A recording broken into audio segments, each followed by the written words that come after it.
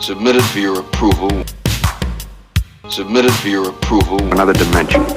Submitted Light. for your approval. Another dimension. Submitted Light. for your Shadow. approval. Another dimension. Submitted Light. for your Shadow. approval. Another dimension. Self. Submitted Light. for your Shadow. approval. The Twilight Zone. Submitted for your approval. The Twilight Zone. Submitted for your approval. The Twilight Zone. Hello, hello, hello. You're listening to a podcast not only of sound, but also of mind.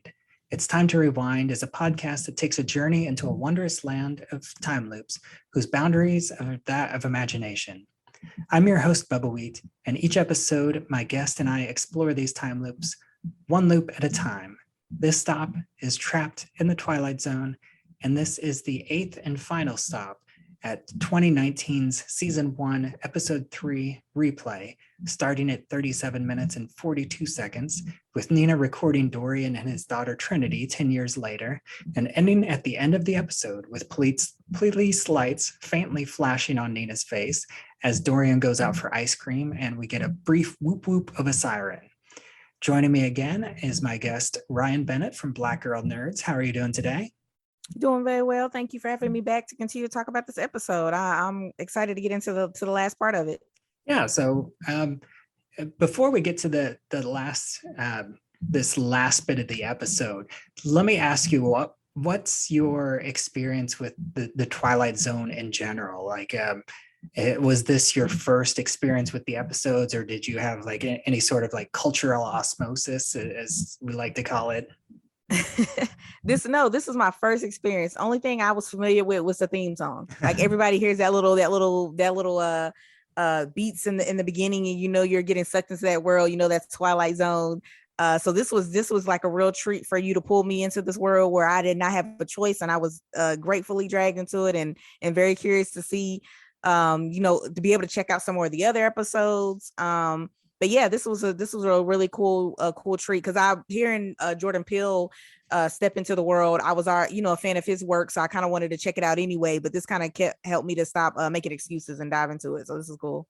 Oh yeah, that's good to hear. And then we talked about a big chunk of the episode last time, but let me ask you, like, what was your overall thoughts of this episode, and in terms of like the time loop concept? I thought it was so cool to bring like an old school camcorder into the element. I thought that was cool, because it's like, who even knows how to use those anymore? Like you so want to just pull out your phone and just start recording everything, and it's so much easier. And the fact that she took it back old school, I thought that was a really cool element on that.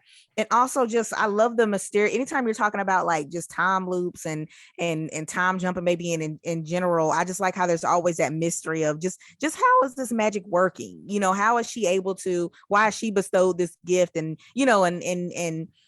just how is this coming about with her just being able to hit like a rewind, and like I've said before, everybody needs, I'll take a rewind button every once in a while for some of those days. So that was very interesting to me.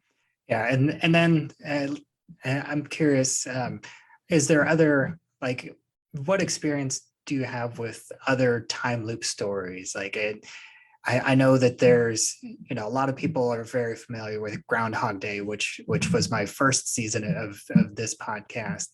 But I know that there is like a ton of time loop movies and TV shows now. Like, do you have a favorite or anything like that? I'm trying to think.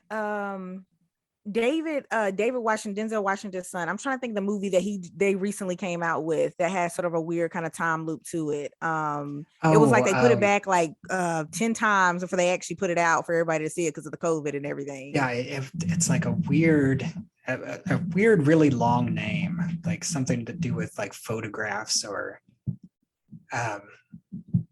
I know what you're talking about, but I can't think of the name. I know it has like a kind of a long and convoluted. Oh, there we go. Yeah. So John David Washington, Tenet. They gave me enough time to try to Google it. So yeah, Tenet. Yeah. So that one. So not that the one is that very... I was thinking of. Oh, which one were you thinking of? Maybe I need to check out another one. Which one are you thinking of? This one, it's probably not the actor that you mentioned, but I don't even think I can look it up because it has like such a weird title that without without any other information, I don't think I can find it by Googling it. Which it's not exactly a time loop, but yeah, I know. I've actually, I think it's interesting that nobody's brought Tenet up in this content in this podcast yet. I think a lot of people in my circles were disappointed by it. Yeah, that's what I was going to kind of get into. Like that was the most like I think Twilight Zone does a good way of kind of playing with the time loop and kind of explaining it out more. But yeah, this movie, I was going to say, if you really like a brain teaser and you're really trying to dig and search for these answers, you'll like this movie. But it makes it very difficult to exactly understand exactly how their time loop is working, and like how you can go a couple steps back and almost rewind in a sense and change like 10 other things. And there's multiple copies of people coming in and out of things that make it very convoluted. But that just kind of popped in my head when you said time loop. That's like the most I've seen going on in a film when it comes to time loop. But Groundhog Day is definitely Groundhog Day is hilarious. That's definitely one of the classics that you have to go to if you, I feel like if you want to start like anything you start with a time loop, I feel like you have to go Groundhog Day because it's hilarious. Yeah, and that's why I chose it to start this podcast, and I think it really holds up to like this type of format, dissecting it with a fine-tooth comb. The only thing that I came away from that movie not liking was the ending. Yeah, that's that movie is and like bringing in like the news broadcasting element that I have a background in was very interesting too. But yeah, I love the ending needs some work, but yeah, that's a great funny film to bring in on the time loop. And the time loop almost drive you a little bit crazy if you get into the movie well enough. You're like, is he ever getting out of this? Yeah. So let's go ahead and jump back to the ending of this episode, which we get a flash forward, and it takes place 10 years in the future. And I think they did a good job of making Damson Idris look 10 years older, even though I think they really all they did was to make him look like an adult. They just gave him some facial hair and a sweater. Yeah, I noticed that. Yeah, they did a very good job trying to age him here. And they took out his earrings as well. Yeah, right. They did all those little subtle changes. It was kind of cool how they did just just little quick changes. We're like, oh, okay, he's older now. Mm-hmm. We're getting his, he finally gets to finally get to see the parent, and like I like how they gave Sanaa Lathan just a little, some little gray streaks to kind of age her a little bit. Yeah, I think that looked good on her, and I love that he actually did name his daughter Trinity based off his mother's suggestion from earlier in the episode. Yeah, he's like, I better not get this wrong. I better keep this name. But I think it's funny that, I'm curious, like, what did you think about the little flash forward vision in the middle of the episode where Nina has this like hallucination or like daydream moment of older Dorian playing with his future daughter and also his son, which his son featured in the vision, but he didn't feature in this scene at the end. Yeah, I was kind of curious. I think I got a little lost when it first aired because I was like, okay, where is this fitting into her her world now? In a sense, did something else happen with the camcorder that we're supposed to figure out, or that might be coming up? Just the way they placed the vision. But I mean, in the like the lighter sense of it, and just on surface note, I thought it was cute, a very cute scene to kind of see him with his kids and everything, and kind of see that dream-like future that she's always wanted. Yeah, and it's nice that they still have this connection. Although you were talking in the last episode about how Nina is like put her fear away, like she's conquered her fear with this confrontation of the police officer. And thinking ahead, I think that this actually kind of subverts that a little bit, because Dorian tells her, go ahead and put that away. It's been 10 years. So him just saying that line gives the impression that she has been like recording practically everything just in case she needed to rewind time.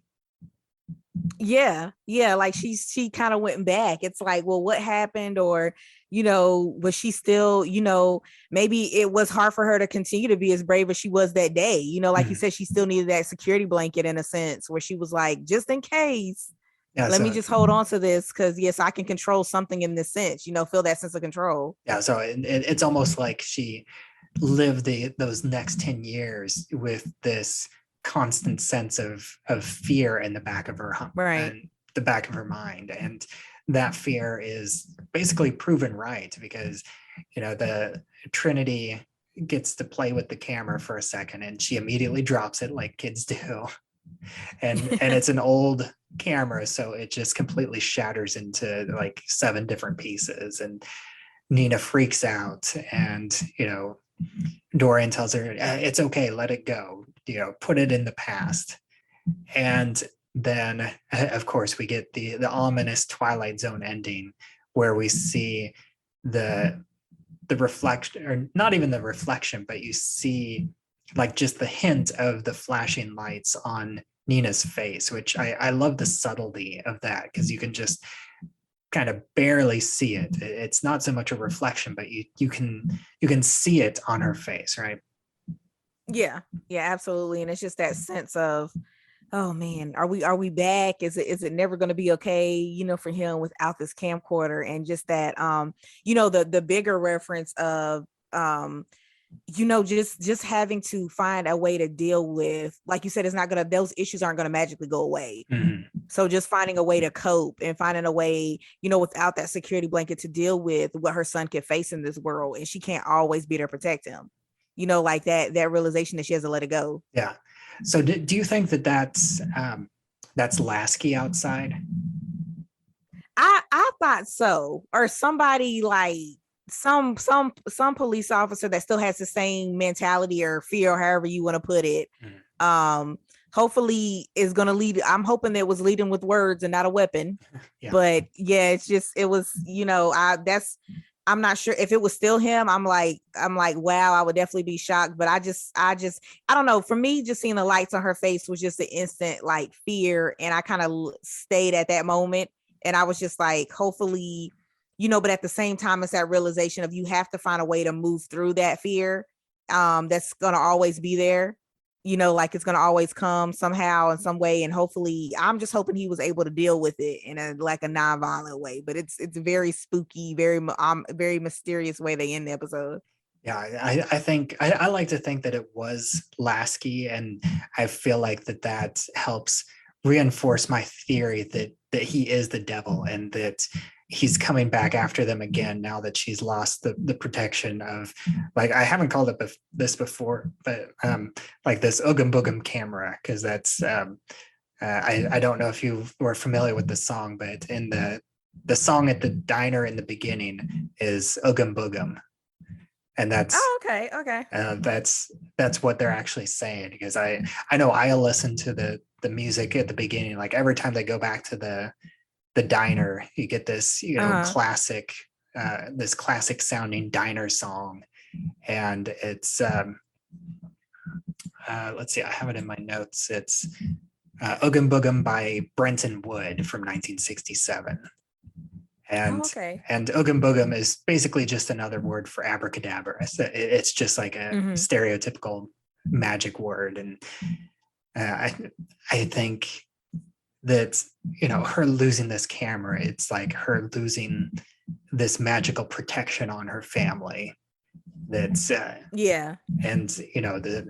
the devil Lasky is able to sense that, and he comes back after her. That's my headcanon. Yeah, anyway. It's almost right. Yeah, I can see that. Yeah, it's almost like she's that protection spell she was granted is gone. So it's like, and her hit that and going back to it being passed down, maybe it's passed down from generation to generation as like a protection, like you're saying. And now all of a sudden he has that window, now that it's broken, to come in and to find them, as the devil, which brings you back, which is so, like I keep saying, is so interesting about these episodes. It brings you right back into that supernatural world where you can almost, in a sense, forget about some of the the real life plot points and real life themes they're trying to pull into, and you get sucked back into the like, oh, okay, the devil's back. There's no more protection spell on this family. There's something going on here with this vendetta of this devil always trying to get this family, hunting down this the son, continuing to hunt the son down. Mhm. But yeah, I think that's very interesting. Yeah, and then we get Jordan Peele's closing narration, and we get the closing credits, and we get a close up of the camera, and I already briefly touched upon or I already discussed like the labels that we can see.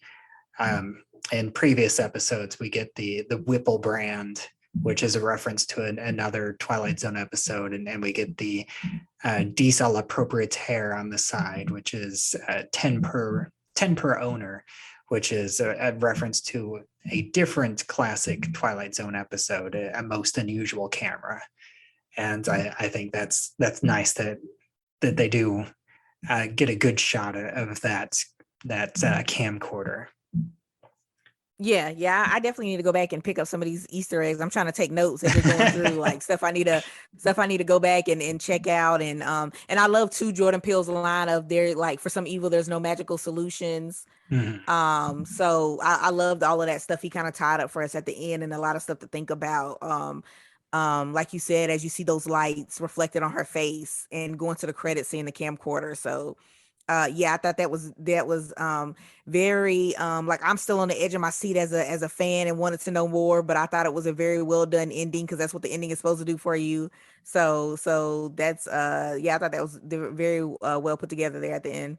Yeah, and so that wraps up this episode. Was there anything else that you wanted to say about Replay? No, like I said, I'm definitely going to go back and try to get some of these Easter eggs you pointed out, because I thought that's very interesting. I mean, you can always listen to the earlier episodes in this in my podcast, because I do go over a lot of them in greater detail if you're curious. I've got this is the 8th episode where I'm digging into Replay as a time loop episode. So there's I was able to find a lot of it, and I did appreciate this episode a lot more. It wasn't one of my favorites, and I still think that it has a few issues. Like I said, I think that it's too heavy-handed in some places, but I think that there's a lot of good, and I think that the social commentary is important, even if it's uncomfortable. Yeah, absolutely. Yeah, I definitely agree with that. Yeah. And then, going back to the classic Twilight Zone episode that I wanted to bring in. And again, this is another episode that I just pulled from, the like top 30 classic episodes. It's called Walking Distance, and it's from season 1. It's episode 5. And, we get a man who is basically, it took some time off of work, and he's on a road trip, and then he's stops to get his car serviced just about 1.5 miles from his hometown. And it's he decides that it's walking distance, and he can walk back to his hometown. And he basically goes through this time portal, I guess you could say, and then he ends up literally in his own past, and he goes to the ice cream shop and gets an ice cream float, and then he ends up seeing himself as a kid, and he sees his parents, and he becomes like extremely nostalgic for this past that he left behind for a more like high-powered, fast-paced life. And he almost wants to take it back from himself as a child, so much so that he like chases after himself as a child, and he ends up making his child self fall off the merry-go-round, which immediately translates into his present self, where the child hurts his leg, and then now him as an adult has a bum leg, something that he caused himself. And then he has this nice little conversation with his father, because he drops his wallet, and then his father in the past sees it and realizes that he is actually from the future. and and says, maybe you will only really get one shot at having a childhood, basically. And so, what did you think about this classic episode? Yeah, Martin really made me want an ice cream float because he kept going back to that. I was like, oh my gosh, I want one of those so bad. But yeah, it's such a I really enjoyed this one because it's such an interesting concept of saying, hey, I want to go home. I want to go back to some of those moments and actually being there. Like as he discovers, he's actually back in his childhood. There's a childhood version of him. That shop is the same where he gets the ice cream floats. His parents are like about to lose it because they're like, what is happening right now? Why are there two different versions? There's a future version of my son walking around here. At first they're like, who is this strange man trying to claim that he's our son, whenever our son is literally right here. Yeah, I thought they were gonna lock him up. Yeah. I was like, oh gosh, he's gonna get locked up and it's not gonna be good. So that walking distance kind of took a turn to the left there when he got in there and started confronting this. And he was very like, I thought it was I almost said sometimes you're like, maybe if you would have approached that a little differently, people wouldn't be so scared, or maybe he wouldn't have fell off of the merry-go-round. But he's just very like abrupt and like just so in your face about wanting to be acknowledged that he's back there now and wanting people to recognize him. And I'm like, I feel like I would have had a different approach to being a little bit shocked that I'm back, or like essentially reliving all of my childhood in that moment, in that summer, some of those moments where it wouldn't have been so like, well, let me go up and because he scared his parents like multiple times, where I was just sure they were either going to call the police or he was going to be locked up or something, because the way his approach was to them. And then like went going to find his younger self. And I was like, I mean, you're on a merry-go-round with a bunch of kids and stuff. Maybe go, going a little bit more subtle. I get he had a message that he wanted to get across. Yeah, and I think it also ties in with who he's become as a person now, because he is like, we get the impression that he's like and like he's like a fast-paced businessman where he's got like a high power position that he doesn't much care for, and he just needed to take a back.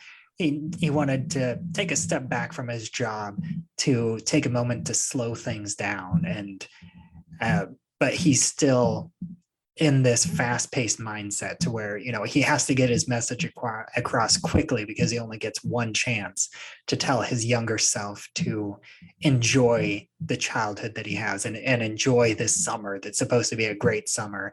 And in the process, he actually ends up ruining his summer, because he has to spend several weeks to a couple months in a cast because he broke his leg as a child.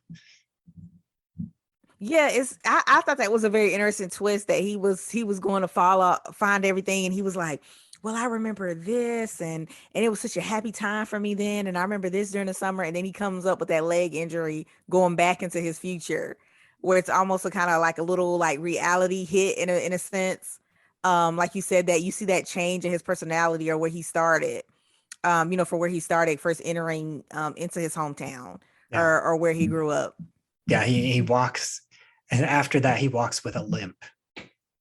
Yeah. I thought that was so interesting. I was like, man, only in Twilight Zone does that happen. I was like, that is so crazy that was like, now that's a part of who he is now, and just seeing the transformation of like everything as he comes towards the end, and he's like, okay, now it's back to current times, and where he is now is very interesting. Yeah, and I thought this was another great episode. I can see why it's considered one of the top episodes. I thought it really had a good message, and it's one of those where it doesn't need special effects, because it's the concept and the story and the actors that really sell it. There were just like a few moments of just like him being a little too going back to what I said with replay, a bit too heavy-handed in him trying to reach out to his younger self. But aside from that, I thought that it was a really great episode, and it had a lot of great moments in it. Yeah, absolutely. Yeah, I agree with that. Yeah, this was definitely an interesting, a cool one that I'm glad you picked, and it's such an interesting concept. I love how this just kind of took a turn to a left, and it was just so interesting to see what will happen if you're faced with that summer, that moment from your childhood, and you're actually in it. That's very interesting. Yeah, and so that's this ends this episode of the Twilight Zone, and this is the end of this season for me here. I'm done with the Twilight Zone, and I'm going to take the next couple months are going to be weekly episodes releasing on Monday. I'm going to be looking at some other um, episodes that aren't necessarily time loop related from other shows that are similar to Twilight Zone, like other horror or sci-fi anthology series. I'm going to look at a few episodes of those during the hiatus. And then whenever I come back for season 3, it will be my recursion season, which I'll be looking at 3 different, somewhat lesser known time loop movies where they all have a similar structure to each other. And I'll be covering the movie Triangle, the movie Time Crimes, and also probably the least known was a small indie film from just a few years ago that's actually called Time Loop. So look for that here in the next couple months or so. But once again, I'd like to thank you, Ryanne, for joining me and finishing off this Twilight Zone season and finishing off this episode. Yeah, thank you. I mean, this is so cool to be able to finish this out with you. Now I got to go back and get all my Easter eggs and catch up on all your Twilight knowledge. But yeah, this has been really cool and interesting. So yeah, thank you for pulling me into the Twilight Zone. No problem. And why don't you take just a couple minutes and let everybody know where they can find you online, and you can take a moment to talk a little bit about Black Girl Nerds. Yeah, so Black Girl Nerds, basically just a cool opportunity to hear us. There are a lot of girl chat episodes. I talk a lot about superheroes. We have narrators, all just different aspects from a Black woman perspective, from women of color, from entrepreneurs to comic book writers and creators. So you get a little bit of that mixture from our perspective on Black Girl Nerds. And you can find out about our podcast, all of our articles. Just follow Black Girl Nerds on all social media platforms. If you want to figure out about different stuff I have going on individually, I'm at November Bear on Twitter. And like I said, it's been so cool to dive into to finish this off Twilight Zone with you guys. So yeah, thank you again for having me. Yeah, thank you. And as always, I am Bubba Wheat, and you can find me at flightstights.movienights.com. You can find me on Twitter at Bubba Wheat, and you can find this show, It's Time to Rewind, on Anchor.fm, as well as anywhere else that you listen to podcasts. I also have a Facebook group, It's Time to Rewind, a time loop group, and you can join that and discuss episodes as they come out, as well as anything else relating to time loops in general. And so until next time, I will still be right here, trapped in the Twilight Zone. Submitted for your approval. Submitted for your approval. Another dimension. Submitted Light. for your approval. Another dimension. Submitted Light. for your Shadow. approval. Another dimension. Submitted Light. for your Shadow. approval. Another dimension. Self. Submitted Light. for your Shadow. approval. Another Twilight Zone. Submitted for your approval. The Twilight Zone. Submitted for your approval. The Twilight Zone. Nina Harrison found that only by embracing her past could she protect her son's future. And it was love, not magic, that kept evil at bay. But for some evils, there are no magical permanent solutions, and the future remains uncertain. Even here, in the Twilight Zone.